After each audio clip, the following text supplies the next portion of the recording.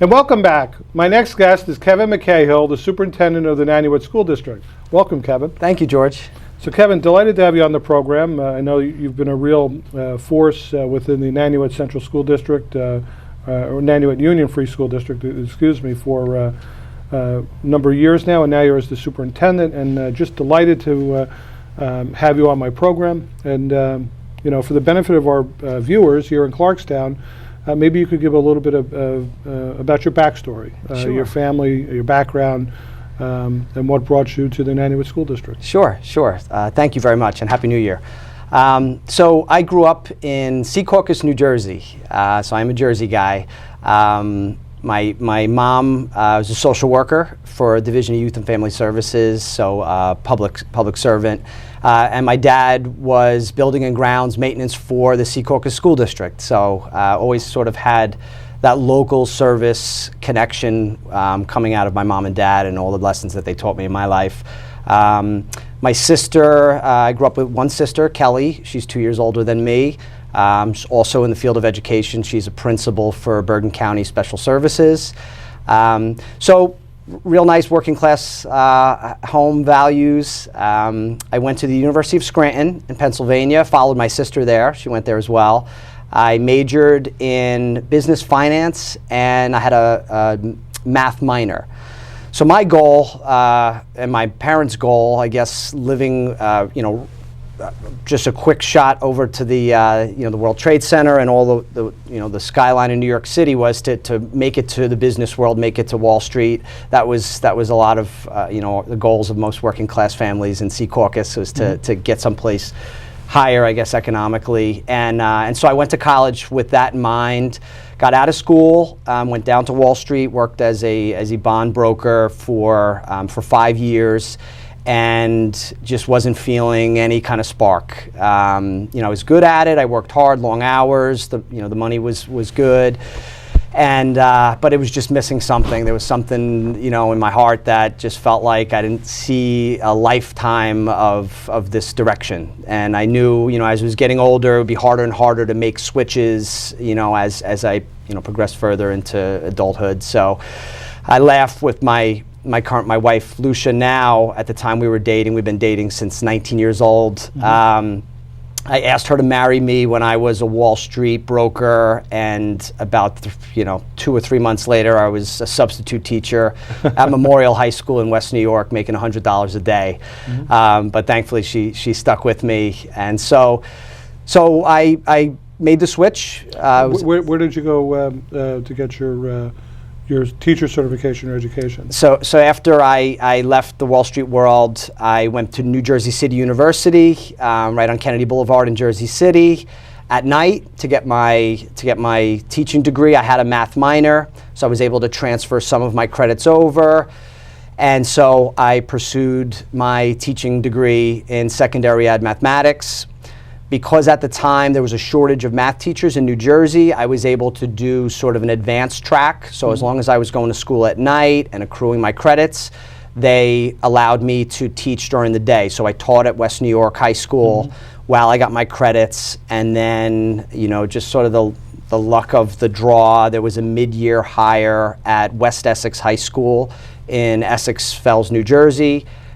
I applied for it. I got a mid-year job, really with no student teaching or anything under my belt. Wow. Kind of just said, this is something I want to do, and this is an opportunity that came right in front of me. So I took it. I had a wonderful mentor, a gentleman by the name of Colin Rigby, helped me out on a daily basis. I essentially, like many teachers would say, when you first start out, I was a lesson ahead of the kids. So I would always worry if they asked me a question of where the math goes the next day, I typically didn't have the answer, so I would always pray that they would stay with me at least for that 42-minute block. So that was the beginning of my career. That was 18 years ago. And so I just fell in love with teaching. I began getting embedded into the school, became an advisor for one of the grades. I was a hockey coach. I was a track and field coach, just jumping in and learning about all the other aspects of working for a school community. And then my wife and I moved up to Orange County We bought a brand new condo up there by the Woodbury Commons. We left the renting world. We rented in Lyndhurst, New Jersey for a few years, and then I got a job up in Washingtonville High School as a math teacher. Continued coaching, continued teaching math, and then started getting some taps from the principal at the time and the assistant principal saying, hey, you seem like someone that might be interested in educational leadership. We see certain people and you seem to have that enthusiasm for the leadership side of this job. We're looking for good people. What do you think? So I went up to Massachusetts College of Liberal Arts with a few other members of our cohort that we were hired at Washingtonville, and I received my administrative degree and started doing my internship at Washingtonville High School, learning, how to work with kids in terms of discipline, work with teachers on programs that are a little larger than just my classroom. And then I started applying for administrative positions, formal AP positions, and assistant principal jobs. Received a whole slew of no's before I received my one yes, which was down in Pearl River High School, and which was also a mid-year hire. So I guess I'm a mid-year a mid-year guy. This is my time of year, I guess, this December time. And so I was hired as one of two assistant principals at Pearl River High School. That's what brought me to Rockland County. My wife was hired 2 years prior to me at South Orangetown Elementary School, William O'Shafer, where she's been a reading teacher there now for 19 years. Oh, wow. So now we're neighbors. I'm in Pearl River, she's in South Orangetown. I'm the assistant principal at the high school. And that began my administrative career, where I was at Pearl River for 8 years. And then after 8 years, I started looking for a principalship. At the time, there was nothing there in Pearl River. Principal jobs are one in each building, so they're few and far between. When you're really ready to look for something, you kind of have to be ready to leave and move the community that you loved. And I loved Pearl River. I loved the staff. I loved the school community. But I had an opportunity to go right next door to Nanuet. And I've been there ever since. I became the principal of their elementary school, G.W. Miller, which is a kindergarten to second grade school, which was new to me because I spent most of my practice in the secondary world. So again, took another risk, but kind of said to myself, leadership is leadership, and you can learn the nuances of what goes on in an elementary classroom versus a high school classroom. It's really the leadership part that I bring consistent connection to the school community. So was at G.W. Miller for just about 2.5 years, and Dr. McCahill, Dr. Fox had asked if I'd be interested in doing some curriculum development at the secondary level, which was sort of that was my wheelhouse, that was where my passion was. So I became a director of teaching and innovation, which is kind of like a teaching coach, where I would go in the classrooms and work with teachers and kind of assist them in changing the look of their classrooms to more of a group lesson design, and supporting the principal at the high school and the middle school. And so I did that for a few years, and then received my doctorate from Seton Hall University. And then Dr. McCahill had mentioned that he was looking at the horizon at the end of his career in Nanuet, and was wondering where my mindset was in terms of potentially being a superintendent. And I said, once again, these are opportunities that don't come often, and people see something in me. So I would, it would be really short-sighted of me to just kind of let that impulsive fear thing step in and say, no, not right now. I'm just coming off of being a principal. I don't know if I can do this. And so worked with Dr. McCahill for the last 2 years as sort of his, right-hand person, and just recently interviewed a very rigorous screening process with a bunch of other really amazing candidates.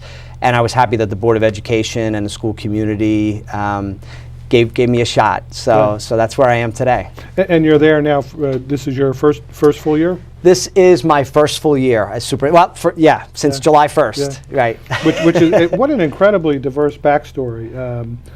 Just to think about it. So Wall Street background, going to becoming a math teacher, so a bit of a career change. And then, very quickly, so, a math teacher going into the secondary level, then back down, eventually a leadership role in elementary school, and then jumping back up, to curriculum development across an entire district, and now superintendent. I mean, you really have for not a really long educational career, Right. You really have kind of touched all facets of the educational system. Yeah, it's been a blessing. I've had opportunities have come to me, but I think you make those doors with the way you carry yourself and the way that you put yourself out there. So, Right. yeah, I've had a very interesting path, but it's been now 16 years in Rockland County public education between Right. Pearl River and Nanuet now. So I'm loving where I am. And you bring a lot of enthusiasm and experience in Nanuet School District. Let's talk about a couple of the new initiatives that you're looking to really spearhead within the district. Before I get to that, I do want to, and hopefully we have some photos of this that we'll be able to show as well. But the Nights Under the Lights was just a great experience. Maybe you could just give us a couple of seconds, about that. Sure. So our school community, the leaders, Nancy McRobbie and other members of our Black and Gold, as well as our board members, were wondering how we can, put a little shot of B12 into our homecoming. And I think a lot of times what happens in education and in every field is we look and see what other school districts are doing. And sometimes you don't reinvent the wheel, or you see if someone did something that brought value, and then you bring it into your school community and you make it your own. So there were a few folks that saw the way Albertus did their homecoming, and they said that it has sort of a community celebratory feel. There's lights, there's fundraisers, there's a strong connection with the local businesses and the local nonprofits and the school community. And we were kind of reflecting on what we've been doing for homecoming for the past few decades, and said, hey, maybe it's time right now. New superintendent, some new leaders in the school district. Can we add an extra level to this? So there was a proposal to rent lights, because Nanuet, our fields, we don't have lights on campus, to rent these temporary, sort of call them candlesticks, Right. and celebrate each area of our fall sports program on multiple nights leading up to what used to be the bonfire, which we now we kind of folded out the bonfire and had a culminating football game under the lights, and then the very next day was the big dance. Right. So the dance was the final, big, and that's what the kids love. They all work, that week, and they do everything, that they can to celebrate homecoming. Homecoming is to bring back all of your alumni, and so each night we celebrated 2 to 3 different sports in different areas of our campus under the lights. We advertised it on all of our social media. We asked all of the athletes from previous years to come back. We encouraged our families to bring their picnic baskets and bring their beach chairs. We're going to have the lights. We had all of our staff members, elementary school teachers stayed and brought their families. So it had a really big sort of, celebratory picnic style feel while we celebrated the athletes, from our volleyball team to our tennis team to our track and field, cross country, and then again culminated with our big football game under the lights. And George, you were there, and we were on the 50-yard line just talking about what a wonderful event it was. And the day of the football game, we in back of GW Miller, we set up and invited all different kiosks and different folks from the community. So we had the karate studio there doing karate stuff for the kids. We had our local bands. We had students play on the stage. And George, you were generous to lend us the Clarkstown stage so that we can make it more of a like a picnic block party type of feel. And so the response has been overwhelmingly positive. I think this might become sort of a new cultural norm in Nanuet. So it was a really wonderful event. No, absolutely. It was fabulous, and a big crowd for the football game, and just a really great spirit. And you had the kind of the community fair beforehand with all different types of activities. It was just really really great to see. I was so happy to be there and be able to spend some time there. It was just wonderfully well done, and just another way to kind of do something new, and it was really innovative for the Nanuet community. I mean, they don't have the lights, most of the other schools do, where they have night games, so renting the lights and bringing them in for a one-shot, just a great experience for the kids. And what I liked is not just the football team, but the other teams. So they all had that experience of kind of being on the big stage, if you will. Absolutely. So you have 3 other specific initiatives that you're kind of targeting. Maybe you could kind of jump into those as well. Sure. So one of our big initiatives in public EDU in general, but without a doubt in Nanuet, we talk about Nanuet schools as a community school. We like to look at our mission as being the center of the Nanuet community. We want folks to move into Nanuet and know we're going to center our social life, our children around this campus, right? Right off Blauvelt Avenue. This is our community center. And so because of that, and present company included, we feel such a strong connection with our Clarkstown leaders, with our nonprofits, with our businesses. So we are really trying to bolster the experience of our students and our families through partnerships in the community.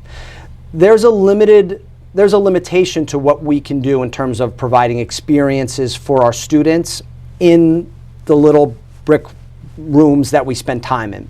We have wonderful curriculum, we have passionate teachers, we use technology to connect kids all across the globe. However, in order to give them that global experience of building on their 21st century skills, we used to call them soft skills, now we call them the primary curriculum, is how do we build the whole child in today's society where they are going to live their lives, compete, earn a living, contribute to society on a global stage. How do we do that if that's our mission in schools? Well, we start locally. We have to get our students out into the community to have real experiences. So if you have an experience in the community, we will stretch them. They will grow as human beings, and then they could take that skill with them in their lives wherever it takes them across the globe. But it does start locally. So one of our initiatives is to find really sound ways of, within the constraints of the required credits for New York State diplomas, like we have credit hours that kids need to accrue, but to get them internships, shadowships, experiences with our local leaders, with our local service providers. Rockland County is a microcosm of New York City, so there's so many opportunities for kids to learn and to contribute. We have an obligation to connect those dots. So we're spending a lot of time there. We do it in celebratory ways, but what folks don't realize is, when we take our art department and we put over 100 pieces of art throughout the Clarkstown community, that also teaches a lesson to the kids that if they go to Barnes & Noble with Grandma and Grandpa and they show one of their oil paintings that's up temporarily for part of our celebration that I know you acknowledge our artists each year, that means that's something big. That could be transformative for that artist. Same thing with our music program. Our musicians are all over Clarkstown and even the greater Rockland area. They perform at the shops. They perform all over the community, fundraisers, the altruism side of our curriculum. We've been partnering with People to People for the last 20 years. I think I saw a quote that Nanuet Schools has raised over $100,000 for People to People and adopted over 600 families. Those lessons are transformative for kids, and they transcend quizzes and tests and diplomas and transcripts. And that's really where we want to be. We want to get our kids into those real experiences as often and as seamlessly as we can. So it's a challenge to balance both the grade side of what we do and also the experience side. So getting the internships, building the relationships with folks in the school community that would spend time with us to take in kids as mentors, to take in students. We know people are busy in today's society, but we're trying to, as superintendent, I'm trying to foster a lot of those relationships so that our students will benefit ultimately through those real world experiences. That's an incredible opportunity, and you know, it's like the old saying, you know, the easiest way to learn is by doing, right? You know, right. And so really providing that hands-on and proximate experience with business leaders, community leaders, elected officials, and service providers. That's an incredible program. It reminds me very much the capstone experience that they have in very many private schools, where the last semester for some students would be less academic, but actually out in more in an internship and having to write about the experience, keep a journal, and things of that nature. So that's just a great initiative. Look forward to working with you on that. Absolutely. You're also working on 2 other initiatives. We only have a couple of minutes left, but recruitment of new teachers and really more of a focus as well, the last on the mental health for sure component that unfortunately is something that is really growing growing issue amongst the youth, you know, today. But for sure. Maybe you could touch briefly on both of those. Yeah, sure. So the mental health piece, you know, 2 years ago we invested in the Ruler program, which comes out of the Yale Institute for Mental Health. It's a very popular curriculum right now. A lot of the schools in Rockland County and Westchester have done the same, where we're teaching our teachers and our students through evidence-based, you know, research science-based programming how to take the pulse of their emotions, right? Which is so important. If you're going to learn, you have to be prepared to learn. You got to be ready to learn. And many of our students and our staff, myself included, come to work each day carrying sometimes pianos on our back from other things going on in life. And so we do have a formal curriculum right now that we are training our entire school community on how to check their mood. There's a mood meter, there's curriculum that goes with it. It's really very exciting. Also, you know, again, we might want to borrow that here in the town as well. Absolutely, we have mood meter posters that we could lend out for sure. But even just, you know, Mental Health Association of Rockland County, we have Sandy Jeanette come in from Good Sam. She comes to all of our faculty meetings, talks to folks. So it's a huge part of our PE, our physical education curriculum now is so much mental health. We do meditation, we do yoga in the classrooms now. It's just elevated so far beyond, you know, dodgeball of our days. Yeah. And then as far as recruitment goes, Nanuet, we're so proud to say, is really a global school. It's a world school. When I go to the concerts and I see the school community in auditoriums, I'm just blown away by how culturally diverse we are. It is so wonderful. There's people from all corners of the globe moving to Nanuet, sending their kids to our schools, which is so beautiful. What we want to start doing is finding new, excited teachers to fill our classrooms that come from that same cultural diverse background. We're looking for diversity in our staff. I think that's an initiative in the field in general. We have a wonderful staff right now, but I can see in strategic planning a 3 to 5 year, just looking at the age of our staff, we are going to have a lot of retirements coming up. So what is our plan? So partnering with our local colleges, Rockland County Community College, Dominican College, STAC.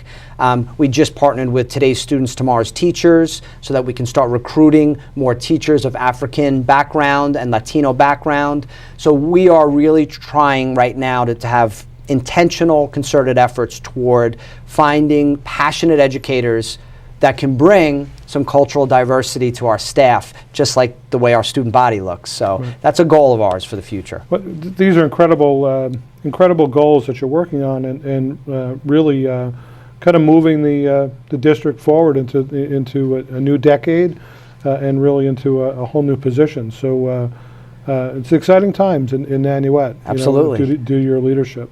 You know, I'm going to deviate. We're a little over time, but I think I would be remiss. I know you were new as superintendent this year, and during the rivalry game week, You were probably placed in a pretty unique situation, unfortunately, with the tragedy that befell Rockland County with the death of the student from Pearl River who played football. And I happened to be at that game and spent some time with you. And you know, what was that like? That experience like for you as a superintendent and really kind of working with your school community and also having had the experience, frankly, of working at Pearl River for a number of years previously as well. What was that like for you as the superintendent trying to lead your school community? It's a rivalry game, you know, between Pearl River and Nanuet, Right. which goes back, you know, generations.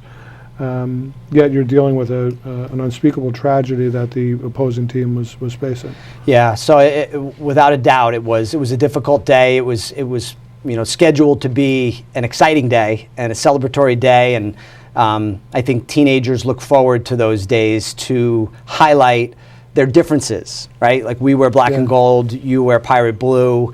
You know, we pass this jug back and forth across towns, and we're the better school than you are. And there was a more somber feel to that day. However, as students and children can often do, is when their guards are down and their hearts are out, they reminded all of us that we're here together, that this is a loss of a child, this is a loss of a friend. This is what we're here in school to do, to learn to be better people, not just to wear a certain color on one side of a stand versus another. And I was proud that day to see the way the students reacted. They wore their colors, but they all wore a blue patch. The athletes out on the field in the 50-yard line held hands. They walked in together holding hands, opponents holding hands, to send the message to the entire school community, Pearl River and Nanuet alike, that our children are precious. We're here, the staff, we're all here to support children. They're our future. They're the ones that are going to be taking care of us. We lost one of them, tragically, and so we all are going to do this together. We're going to mourn together. We're going to grow together from this. So although it was a really difficult day, we all shed tears without a doubt, supporting his family that was there that day. But Superintendent Pocantesta and I got together, we shook hands, we were putting our arms around each other. So it really turned out being a beautiful display of humanity under sort of the umbrella of a horrible tragedy. But I think sometimes when things like that happen, you see the best in children and you see the best in people when all that other noise kind of gets stripped away. And it's just, we're all human beings and we care for each other. It was one of the best examples of good sportsmanship that I've ever seen, ever, with the way in which the teams kind of came together. And it's my understanding that was really driven by the students. It was, for a somber and sad occasion, it was uplifting oddly in another way, just to see how everybody was able to kind of pull together in light of a rivalry game where oftentimes those can become pretty competitive, and there can be some things that take place at those games that we're not so proud of. But not this last Brown Jug game. It was absolutely an incredible experience, and just kudos to you and your leadership and your team's involvement and the entire Nanuet Pearl River community, because that really was demonstrative of the best in what can take place here in Rockland County. I agree. So that's all the time we have for now, Kevin. I want to thank you for being such a wonderful guest. I want to thank you for the energy that you brought to this program, to this interview, and we look forward to continuing to work closely together. We have a lot of other initiatives. We're closing the Grace Baptist Church shortly. We're going to be working with you on helping to satisfy your parking needs over there for the Highview area, and a whole bunch of other initiatives that the town and the school district are working closely on. But I love Mark McCahill. He was a wonderful leader for a generation in Nanuet, but very excited about the energy, the vigor, and the enthusiasm and the professionalism and your personal friendship as well. Absolutely. That you brought to this new role. Look forward to working with you for very many years to come. Same here, George. I'm super excited. I think we're going to do some great things for the kids, for sure. Absolutely. And stay tuned. We'll be right back with our next guest, Joseph Poravecchio, U.S. Army veteran. Be right back.